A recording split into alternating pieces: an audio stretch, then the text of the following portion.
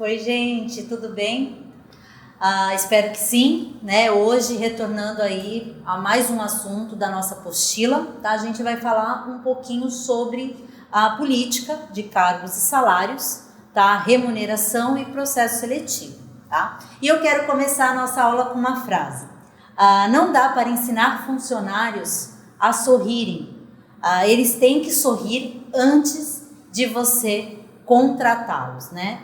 Kevin Ryan, CEO da Ellen Corp, ele diz o seguinte, gente, o que eu concordo, né? Quando você vai fazer um processo seletivo, um recrutamento e seleção, você já vai com um perfil mais assertivo dentro da vaga que você tem, tá? Então, eu preciso já selecionar, encontrar aí o talento para a vaga em aberto, tá? Então, recrutamento e seleção, voltando um pouquinho para você pegar o tema, tá? São as ações envolvidas na entrada e contratação de colaboradores, de novos colaboradores, tá? Recrutar significa o quê?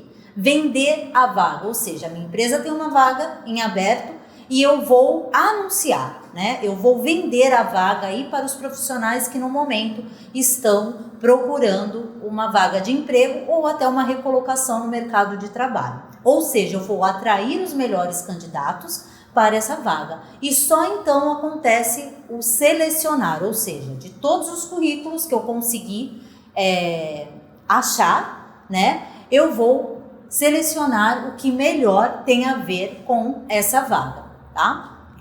Dependendo aí das vagas em aberto e do perfil que a empresa exige.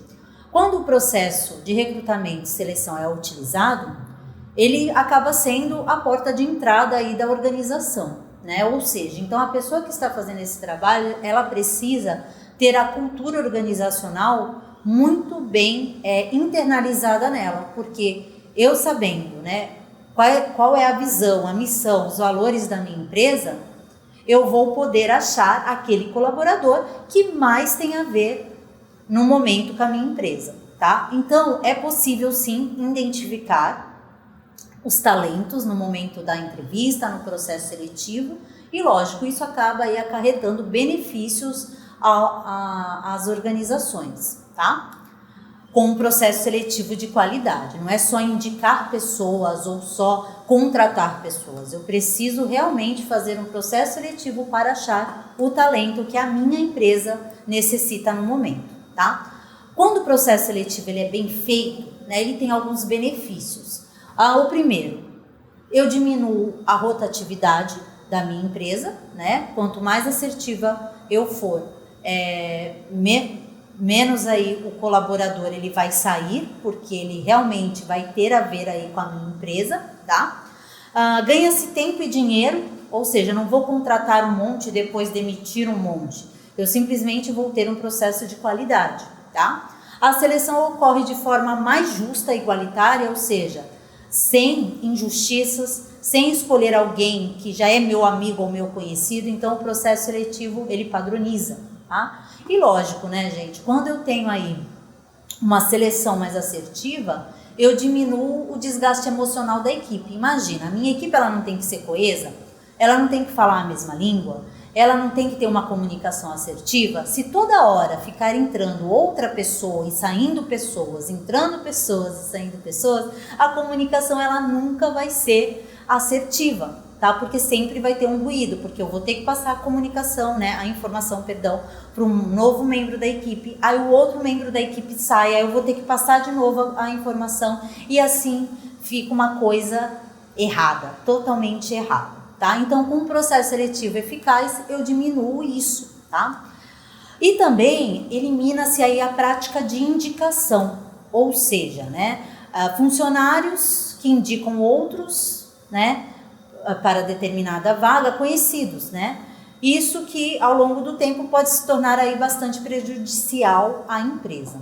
Então, mais uma frase aí para a gente começar a pensar sobre isso. Não contrate quem trabalha só por dinheiro, mas contrate pessoas que têm paixão pelo que faz. Porque a pessoa que só quer um emprego, né, um trabalho, ela simplesmente vai fazer aquilo que é proposto, ela nunca vai fazer a mais. E ao contrário também acontece, né? Quando a pessoa ela tem paixão pelo que faz, ela vai fazer sempre a mais do que lhe é pedido. Ela se torna uma pessoa muito proativa, tá? Bom, mas vamos lá, né? Pensando sobre o recrutamento e seleção, a pessoa já entrou, mas antes disso, toda organização ela trabalha com um documento chamado o quê? Descrição de cargos, tá? Selecionar pessoas não é uma tarefa fácil, né? Ou seja, não é simplesmente preencher a vaga, é achar um talento, tá? E o primeiro passo para que haja essa sistematização é uma empresa que realiza aí o documento, a descrição de cargos e salários. Tá? O que seria esse documento? Significa, né, detalhar tudo que o cargo exige do seu ocupante em termos de conhecimento, habilidades, capacidades e para desempenhar as funções adequadas. Tá? Então pensa aí num questionário onde o gestor vai fazer aí com o pessoal do RH. Bom, eu preciso de uma pessoa que trabalhe em determinado cargo, que tenha tais faculdades, que tenham tais cursos, que tenham disponibilidade para mudança de cidade, por exemplo. Então, assim, é uma vaga detalhada. Porque com esse documento, eu que estou ali na parte de recrutamento e seleção, eu vou ter mais facilidade de achar o perfil mais adequado. Tá? Bom, importante, né, salientar que o ideal é que o setor do RH, né, depende aí de cada cultura, mas vamos dar um exemplo aqui bem genérico, tenha já esses documentos feitos aí pelos possíveis gestores da área, tá? De cargos prontos e guardados no departamento pessoal, tá? No RH. Sempre que surgir uma vaga daquele determinado cargo, o procedimento seria qual? Pegar no RH essa descrição de cargos e salários e achar currículos pertinentes, né, que tenham a ver com o que está descrito desse cargo, tá? A descrição, né, de cargos deve trazer todas as tarefas a serem desempenhadas, tá? Além de pré-requisitos para seus ocupantes, formação acadêmica, habilidades e capacidades, o grau de esforço e responsabilidades inerentes ao cargo, tá? Então, é um diário, né? Eu costumo falar, é um diário das profissões, e eu tenho lá todas as profissões bem detalhada ali, o que a minha empresa precisa em cada profissão, né? Qual é o profissional que vai ocupar melhor esse cargo, tá? Recomenda-se, né, na verdade, colocar nesse documento o salário ideal. Lógico que todo ano muda, né? Tem aí o reajuste, tá? Porém, quando a pessoa ela for, né, quando ela for contratada, ela também já vai saber quanto que ela vai ganhar, quais são os benefícios do cargo e todas essas informações. Então, todas as informações, né, elas precisam estar nesse documento, o que vai facilitar muito na hora da escolha do melhor profissional, tá? Esse documento precisa ser elaborado em conjunto com o gestor e o RH, funcionários também que atuam ocupando esse cargo, porque quando eu entrevisto, né, que é um trabalho de entrevista, esse funcionário que já exerce a função, ele vai me passar dados mais fidedignos do que ele faz, tá? Vai sair do genérico e vai ser mais pontual, ou seja, eu atendo o telefone, eu faço isso, eu faço aquilo, e ele vai me detalhando, ou seja, eu vou ter uma visão mais ampla do novo profissional para atuar naquela determinada função, tá? Quanto mais informação e mais detalhado for, melhor será. E, lógico, a descrição do cargo, né, também é um documento que serve aí da política de remuneração de cargos e salários, tá? Visto que nela deverá ser descrito também as subordinações, as chefias, as lideranças e os níveis aí de cargo. Eu separei um exemplo para você entender melhor o que a gente falou até agora, tá? Bom, vamos supor que a minha empresa esteja aí trabalhando em prol uma vaga de assistente administrativo, tá? Esse assistente pode ocupar aí 3 níveis, sendo eles em ordem crescente de promoção.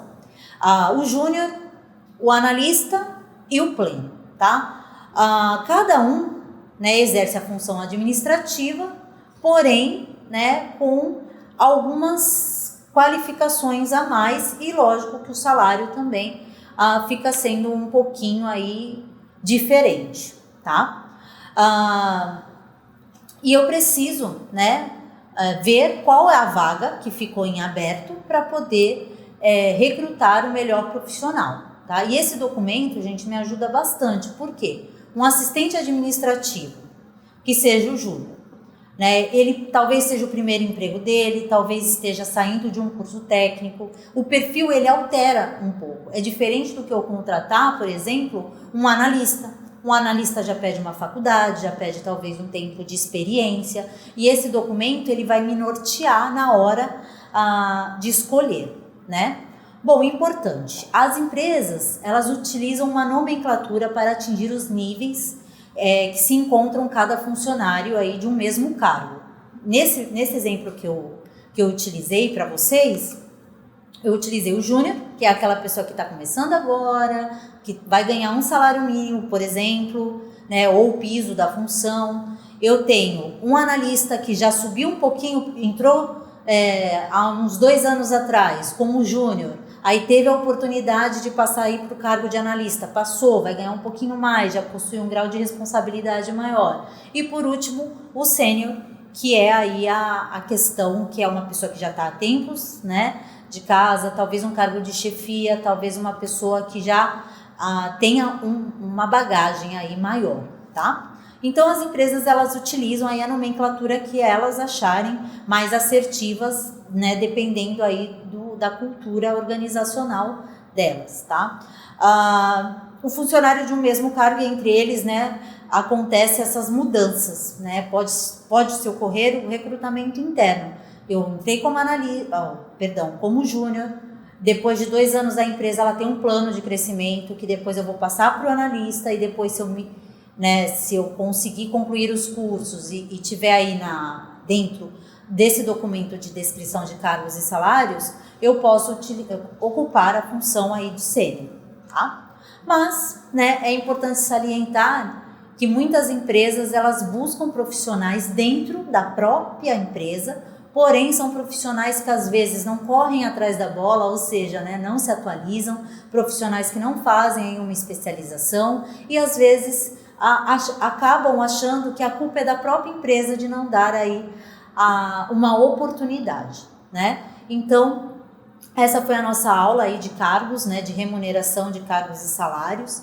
O esforço, gente, ele precisa ser diário, né? O processo respeitado e, lógico, as pessoas sempre colhem o que semeiam, né? Não existe atalho para isso. Então eu quero deixar para você pensar nessa frase e saber que todo o processo aí leva um tempo, tá bom? Então, muito obrigada aí pela companhia. Essa foi a nossa aula de remuneração e eu espero que vocês tenham gostado.